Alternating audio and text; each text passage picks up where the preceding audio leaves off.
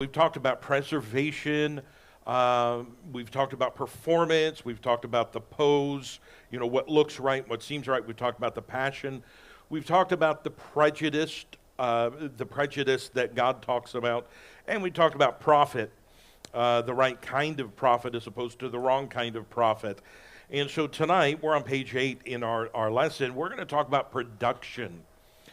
Production as a means of avoiding reproach. In verses 26 and 27, we see some things that when we fear the Lord as He demands, it will produce positive things in our lives. So there's going to be a production that is based on fearing the Lord, but it's going to help us to avoid the reproach that can come in our lives. And so the two things that are produced are confidence and circumvention. And so we'll look at confidence first. In verse number 26, in the fear of the Lord is strong confidence, and His children shall have a place of refuge. There is, to build this confidence, to produce this confidence, there has to be that reliance. There has to be the fear of the Lord, which trumps the fear of sudden circumstances. What are we talking about, the fear of sudden circumstances? We're talking about all the what ifs. I'm not going to ask anybody to have a show of hands how many have been guilty, because every one of us will raise our hand. Well, what if this happens? What if I paint the walls purple? Then they'll be purple. That's the answer to that. But we worry so much about all the what ifs. Well, what if, people who are new drivers a lot of times, what if somebody pulls out in front of me? Well, then you'll know that you're a normal driver, because that's just, but there's all that fear of, somebody pulls out in front of me and I can't stop. And well, what if this happens when I'm driving? And what if that happens?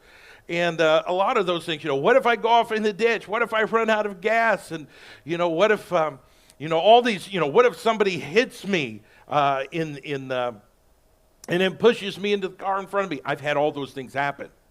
One time or another in my driving career. And a new driver is so afraid of those things. And it's not that you like it when those things happen. None of those things are fun or enjoyable. But when we have a proper fear of the Lord, that's going to produce confidence to the point where all the what ifs, while the devil may whisper in our mind, well, what if this? Well, what if that? Yet our fear in the Lord trumps that. You understand what I mean by that. It overcomes it. Look here in Proverbs 3, verses 25 and 26. Be not afraid of sudden fear. Don't be afraid of all those what ifs. Neither of the desolation of the wicked when it cometh. For the Lord shall be thy confidence, and shall keep thy foot from being taken. Look, here you are. I was going to say you're standing here, but I'm the only one here doing that. But here you are sitting here, living and breathing. None of us are starving to death. None of us are sleeping outside, in the cardboard box. All of us know what the goodness of God is in our life. We have no reason to be afraid. God has proven Himself faithful all through our lives up to this point. Why then are we going to turn around? Well, what if this and what if that? Well, the same God that took care of us up to this point is going to take care of us beyond this point. So we don't need to be afraid of those what ifs. So there's that reliance where the fear of the Lord trumps those sudden circumstances. Also, the fear of the Lord triumphs in life. Back in Psalm 37. Psalm 37, in verse number 7, down through verse 11 says, rest in the Lord and wait patiently for Him. Well, that all sounds good, but that next part is really where the rubber hits the road. Fret not thyself, because that's what we do. We fret ourselves. Again, what if this? What if that? What, how is this going to turn out? How is that going to turn out? Fret not thyself because of him who prospereth in his way, because of the man who bringeth wicked devices to pass. Cease from anger and forsake wrath. Fret not thyself in any wise to do evil, for evildoers shall be cut off. But those that wait upon the Lord, they shall inherit the earth. For yet a little while, and the wicked shall not be. Yea, thou shalt diligently consider his place, and it shall not be. But the meek shall inherit the earth, and shall delight themselves in the abundance of peace. You see what happens? The fear of the Lord triumphs in life. Don't fret about that. Fear the Lord, follow him, and you're going to triumph. You're going to look around at what happened to the wicked. Where are they now? I mentioned before about going to visit where the church building was, where I got saved. And the church building's not there anymore. It's been bulldozed. And at that point, I took the boys there. I wanted to show them at least the building. I didn't know that it had been, flattened and it was gone. And so here there was. It's just a great big fenced-in garden with a parking lot in the back. I don't know many gardens with a parking lot, but anyway, that's how it was. You couldn't tell that there had even been a building there. It was kind of a shock to the system. But that's what he's talking about when he says you're going to consider their place and it's not going to be there. You're going to look around, well, wait, what happened to them? What happened with that situation? And it's all gone. It's as if it never was. But we're still going to be there. You see, the fear of the Lord causes us to triumph. And so when we rely on the Lord, when we fear the Lord as we ought to, that produces confidence. Because we recognize, hey, those people did not fear the Lord and they're gone. They're never to be heard from or seen again. And here I am. There's confidence that comes from that. And then not only is there that reliance, but there's also refuge back here in Proverbs 14, verse 26. And his children shall have a place of refuge, that verse says, over in chapter 18 and verse number 10. Proverbs 18 and verse 10. The name of the Lord is a strong tower. The righteous, runneth into it and is safe. Over in the book of Nahum, chapter 1, verse number 7. We were having family devotions here, a month or so back, and it was James' turn to do our family devotions. We take turns because the boys are old enough to do that now. 20 years ago, I didn't let them do devotions, but I do now.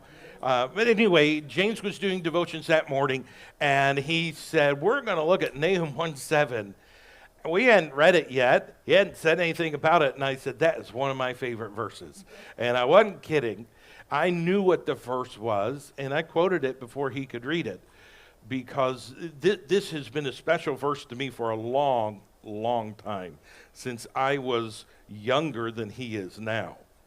A long, long time. But it says here, the Lord is good, a stronghold in the day of trouble, and he knoweth them that trust in him. Now you think about that. The Lord is good, he's a stronghold in the day of trouble. Fine. But he knoweth them that trust in him.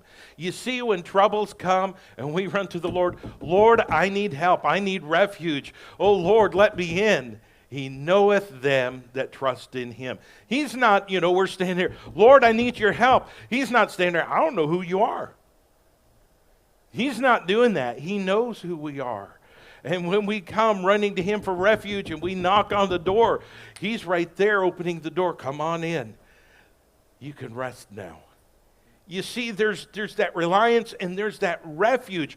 When we recognize that I can trust the Lord, and when we recognize that he has always been a refuge for me, and he will continue to be a refuge for me, what kind of confidence does that give us?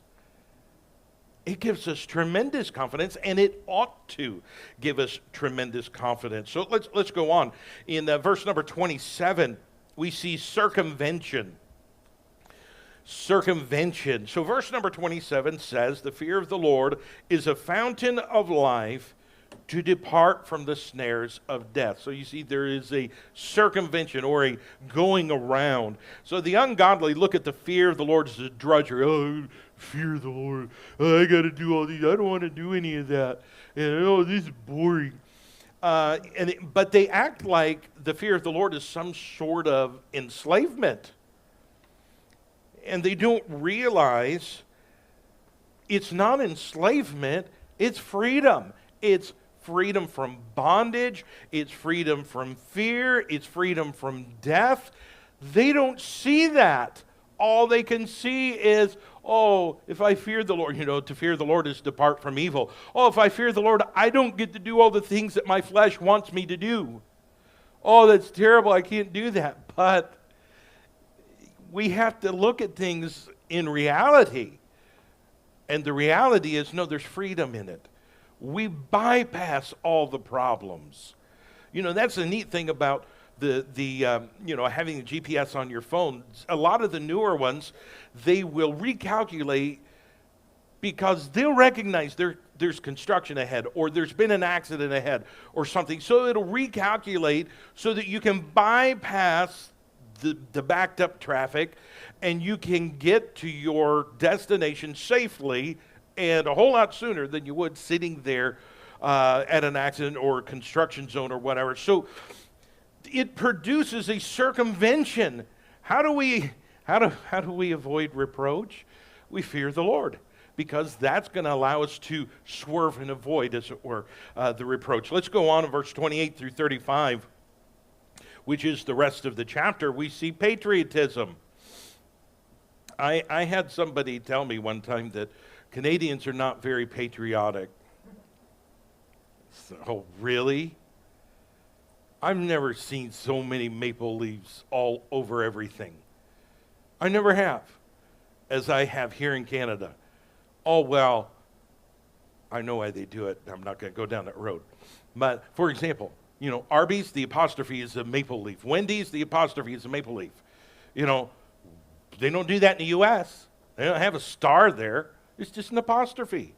So, anyway, when we're talking about patriotism, this set of verses here we're going to look at really give us truths that will affect the individual citizen, national leaders, or the nation as a whole. So it's going to deal with all of these various aspects. And we begin with signs of good governance. Signs of good governance. Now, we can look around the world and point out all sorts of signs of bad governance. People starving. There was a tsunami in Papua New Guinea years ago in the late 90s. And it hit the north side of the island, and it went in a good 50 kilometers. A lot of people were killed. A lot of people were left homeless. There were a lot of people hurting and starving. It was just an awful situation. I wasn't in country at the time, but I certainly read the news reports about it, and I talked to some people who went through it. It was a horrible, horrible time. So there was the government of Japan said, we're going to send aid. We're going to send rice. Of course, Japan's going to send rice. So they sent rice, and of course, they produce that there in Papua New Guinea as well. So they love rice. That's not a problem for them at all. So they sent ships, not just one, but ships loaded down with rice, sent it to the port of Leh. And there they sat until the rice had rotted, because the government couldn't figure out how to get it off the boat and get it to the people. There are signs of bad governance all over the place. We don't need to look around for that. But let's look at some good, positive signs of good governance. First of all is contentment. A sign of good governance is that the people are contented. Now, you're always going to have some knucklehead, right? You always have. I mean, you on the job, everybody's happy except the one guy, and he's not happy about nothing. We only get an hour and a half for lunch. We ought to get 2 hours. Stuff like that. I mean, they're just complaining about every little thing. There's always that one. So when we're talking about contentment, we obviously are talking generally speaking. But verse 28 says this: in the multitude of people is the king's honor, but in the want of people is the destruction of the prince. So contentment among the citizenry will cause the people to stay, to work for their own benefit, for the benefit of the community and the nation. If they're content, They're going to stick around. They're going to invest themselves. And so we find that back in 1 Kings chapter number 4 in verses 20 and 21. It says, Judah and Israel were many as the sand which is by the sea in multitude, eating and drinking and making merry. And Solomon reigned over all kingdoms from the river unto the land of the Philistines and unto the border of Egypt. They brought presents and served Solomon all the days of his life. There was contentment when Solomon was king because there was good governance. They were content. They were eating and drinking and making merry. And that's not in a ungodly fashion that they're doing that. It's just that what he's saying is they were content. They weren't, we may, in some countries today, they may be eating and drinking, but they're not making merry. They're making plots against the government, or, you understand what I'm saying. There's not contentment there. Here there was, and so people were enjoying the benefits of the good governance. Discontentment, on the other hand, will cause people to flee. Why do you think you have refugees? Refugees come from one country because it's not worth living there anymore. Because of war, because of famine, because of all the things. And so they're not contented to stay where they are, to invest their lives where they are. They want to leave. And what happens? Well, for one thing, that's a black eye for that particular nation. That people people want to run away from there as quick as they can because the people aren't contented. Not only that, but we mentioned here, all of a sudden now the government's got to figure out who can I borrow from because there's nobody here left to tax. And that sort of thing goes on as well. So a sign of good governance is seen in contentment. Secondly, in control. Verse number 29. Now this has to do with the individual. So when you're thinking, government control, that's not the import of this particular verse. Verse 29, so it's talking about the individual. He that is slow to wrath is of great understanding, but he that is hasty of spirit exalteth folly. So this is talking about controlling our emotions, self-control. And so it says that the one who can control his emotions is showing great understanding. He can even produce peace. Over in chapter 15 and verse 18, a wrathful man stirreth up strife, but he that is slow to anger appeaseth strife. So he's able to control himself. Over in chapter 16 and verse 32, he that is slow to anger is better than the mighty, and he that ruleth his spirit than he that taketh a city. Having self-control is better than having military or physical strength. Having self-control is better than that. That is, to be honest, self-control is one of the things that we all struggle with. Our flesh says, don't control me. Let me do what I want. And the Word of God tells us, no, we need to control ourselves. Whether it's our emotions, whether it's our actions, whether it's our words, and even our thoughts. God wants us to control ourselves. And if we want to show good governance of ourselves, we're going to have to show some self-control. Let's go on. In verse number 30, we see competition. Competition. It says here, a sound heart is the life of the flesh, but envy the rottenness of the bone. So this, working to supply our wants and our needs, that's a sign of soundness. That's what it says. A sound heart is the life of the flesh. But on the other hand, working to one-up the other guy is going to eat away at the foundation of the individual, the leader, and the nation. You try to keep up with the Joneses. See how long that lasts. Envy is as rottenness in the bones. It eats away at you.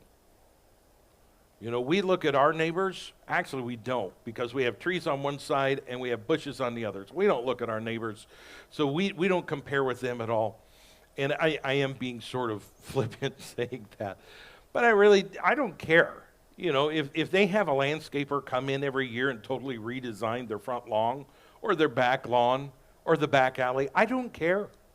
That doesn't matter to me. That's just not important to me. But for some people, it becomes a competition. Oh, they did that. Well, now I've got to, do something else, because I can't let them outdo me.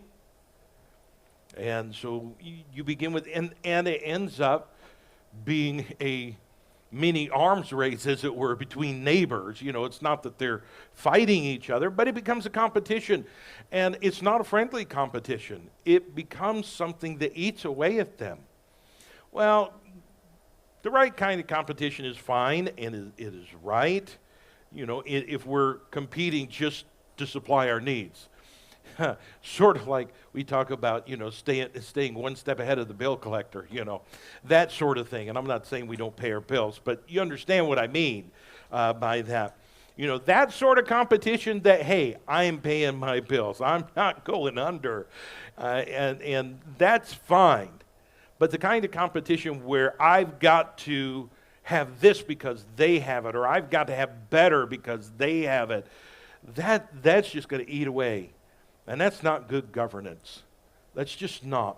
Let's go on to verse 31. We see consideration. He that oppresseth the poor reproacheth his maker, but he that honoreth him hath mercy on the poor. A sign of good governance is what we consider important. The level of respect for our maker is directly tied to how we treat those around us. Oh, I love the Lord. Get away from me. I ain't got time for you. The one kind of goes together with the other. You know what's sad to me is that unbelievers a lot of times look at Christians and say, that's how Christians are. They'll talk about how they love Jesus, but they haven't got the time of day for people. And it's a sad commentary on Christians.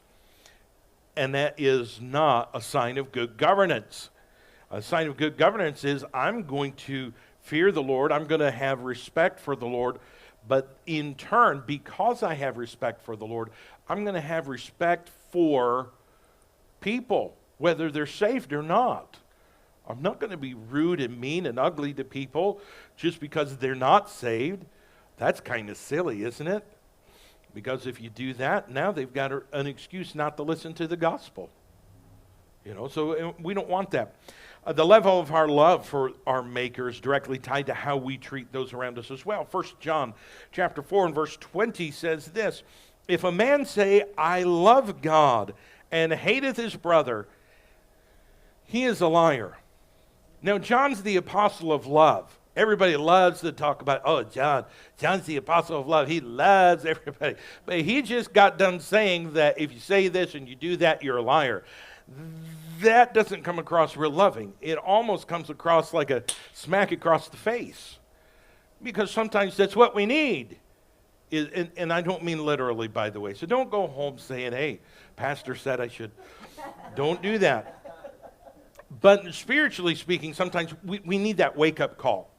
To get our attention. You say that you love God and hateth his brother, he is a liar. For he that loveth not his brother whom he hath seen, how can he love God whom he hath not seen? How can you say you love God? You've never seen God. But you don't love your brother. You see them every day. What he's saying is it's inconsistent. And so if we need to have the proper love and respect and fear for God, but that is going to translate into how we treat other people. It is going to translate. And so when you see someone who talks about how they love the Lord, but they treat people really crummy, that's not good governance.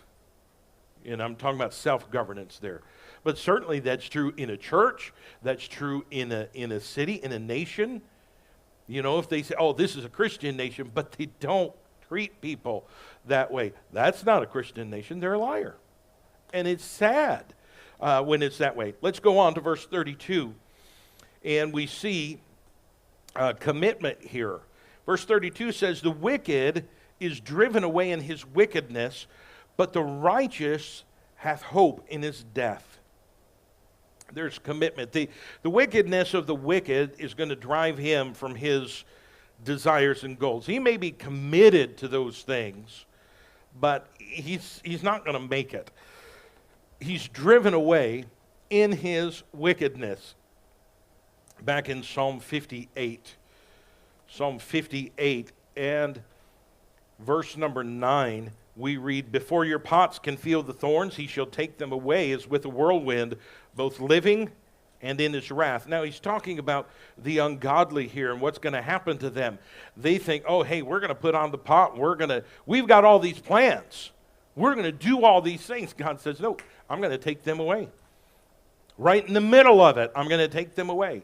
And that's what this verse is talking about back in 1 Thessalonians chapter number 5.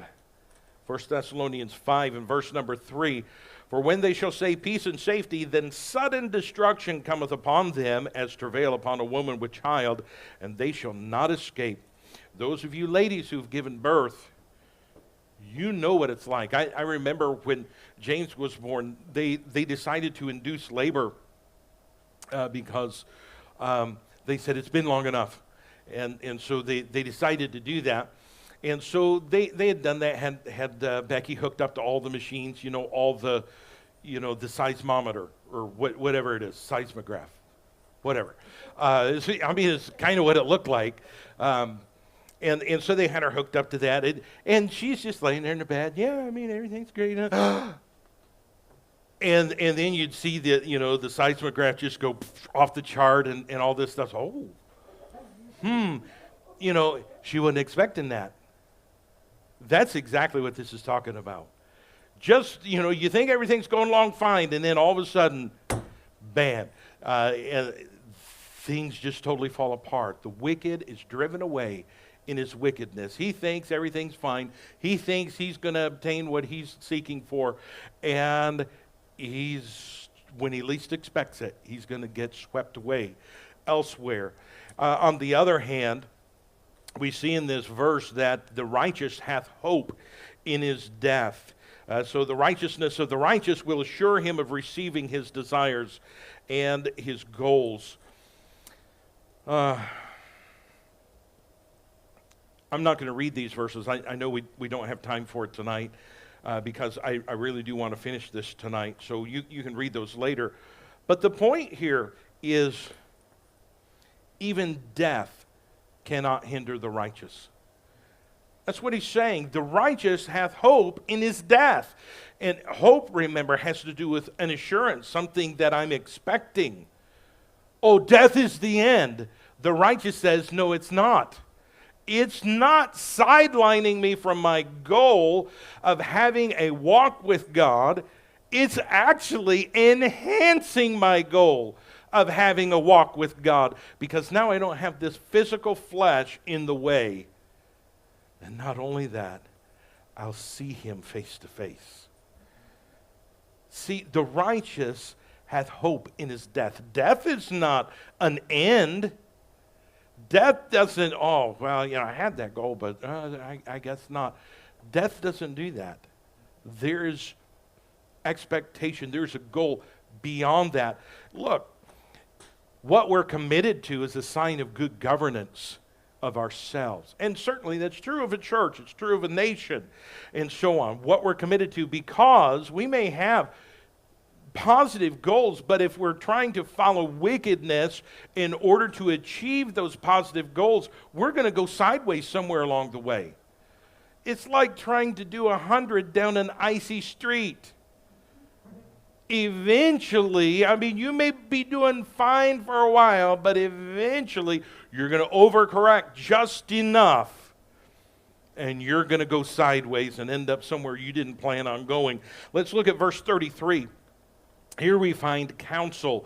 Wisdom resteth in the heart of him that hath understanding, but that which is in the midst of fools is made known. So wise men will produce wise deeds and wise decrees. I'm just going to look here at chapter 12 and verse 23. It says, a prudent man concealeth knowledge, but the heart of fools proclaimeth foolishness. So a wise man is going to produce wise deeds, wise decrees. And when I say decrees, in other words, it's the way he talks. He's not just going to do the right thing, he's going to say the right thing as well. Wisdom is going to produce that. However, on the other side, fools can feign themselves or pretend to be wise, but they can't hide their folly for long. They can try. Have you ever had somebody walk up to you and try to pretend that they're an expert in some particular field? And then the more you talk to them, the more you realize they don't even know what they're talking about? Sort of like, yes, I am an astronomer. I can predict the future. Well, already right there you can figure out, man don't know what he's talking about, because he's used the one thing and then he's talking about something else. And so it becomes obvious really quick that they may pretend like they know something, but they really don't know anything at all. Here in Ecclesiastes 10 and verse 3, yea, also, when he that is a fool walketh by the way, his wisdom faileth him, and he saith to everyone that he is a fool. Now, he doesn't use those words, but the words he does use is like a flashing neon sign. Guess what I am? I'm a fool. And so counsel, it's the idea of we need wise counsel, and that's a sign of good governance. I can think of some present-day political examples of this very thing, and I don't want to go down that road right now. Let's look at verses 34 and 35, and we see signs of governmental favor here. In verse 34, you have favor through righteousness. Verse 34, righteousness exalteth a nation, but sin is a reproach to any people. You see, there's favor through righteousness, and what happens is we're exalted. A nation can be exalted by God. We can look back through history and we can see nations that were exalted by God. Proverbs written by Solomon. Let's talk about Israel. Israel was exalted by God. We just read back in 1 Kings chapter 4 where Solomon ruled from the Euphrates down to the Nile River. Far more than just the political boundaries of Israel itself. He had influence, he had power, he had control, he was something else in the time. And the reason was because he was following the Lord. Righteousness exalteth a nation. What happened when Israel, let's talk about the divided northern kingdom. What happened to Israel there? Not one of their kings were good. Not one of them followed the Lord. There were a couple who talked about following the Lord, but they really never did follow the Lord. What happened to them? They were on the decline. They were at their very best on their first day. And they just sort of petered out with a whimper. If you've ever had a Coleman lantern, the pressurized kerosene lanterns, and you run out of kerosene in those, and you can pump that thing all day long, and sometimes it'll give you a little bit of flare of light, and then it'll just go down to nothing, where you're sitting there totally in the dark and you can see the glow of the globe. Got to get more kerosene. That's really where Israel was. They just got darker and darker and darker. Sin is a reproach to any people. Righteousness is what exalts a nation, and they're exalted by God, and exalted obviously above others. Solomon was. He had control and influence over the other nations. But sin, on the other hand, is a reproach to any people. If you're talking about the individual, you're talking about the church, you're talking about the nation, whatever group you want to talk about, sin is a reproach to any people. Any kind of group that you want to name. But we also find here not only favor through righteousness, but verse 35, talks about favor through wisdom. The king's favor is toward a wise servant, but his wrath is against him that causes shame. So there's favor through wisdom for the citizen. Here we have a quote that says, this person, this wise servant, is one who does his prince's business well, committed to him, manages all his affairs wisely and prudently, is diligent and careful to do everything for the king's honor and the good of his subjects. Such as one has a share in royal favor, a place in the affections of his master, and is sure to be promoted to honor by him and exalted to higher places of trust and profit, as well as to be protected and defended by him. The king's favors toward a wise servant. But it goes on to say, but his wrath is against him that causes shame. So here we see what this quote about this one who causes shame is one who neglects his business or does it foolishly. You know, we all know people, oh, I did the job, and you go back and look, really? You did? Yeah, I did everything you said. Really? Did you hear the words that came out of my mouth? Because you didn't do anything I said, really. You understand, they're very sloppy in what they do. They're not careful. And then they want you to be proud of them that they were sloppy. And you just can't be proud of that kind of work. And that's what this person is. This is the kind of person that causes shame. Oh, hey, I had this employee do up this report. And yeah, they did a report, but it's very sloppily done. You can't make heads or tails out of that report. Oh, as a manager or supervisor, you want to show that to a prospective client? Hey, here's this report about why it would be so good for you to, be a client and use our business, and we could really be a help to you. And then you look at that report, and there's nothing but shame. There's nothing but embarrassment.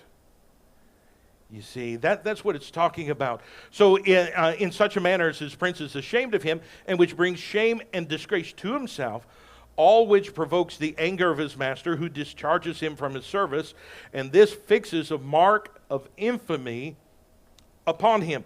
And you understand that. Somebody who's sloppy in their work, or they don't do their work, or they do it very poorly, when they're let go from a job, we understand what a reference is. It causes shame, but he doesn't cause shame just to his employer. He ends up causing shame to himself because that reputation is going to follow him. And so there is that importance there of having favor through wisdom. In our own lives. So what we find in conclusion is that the house of the wicked, though built ever so strong and high, is going to be brought to disgrace and at length made extinct. The tabernacle of the upright, on the other hand, though movable and despised by the wicked, shall at all events have grace and comfort and shall be eternally established. We want to avoid reproach. Wisdom. And where do we find wisdom? The fear of the Lord is the beginning of wisdom. That's where we start. And that's important for every one of us. Let's stand together with our heads bowed and eyes closed. And again, we search our hearts.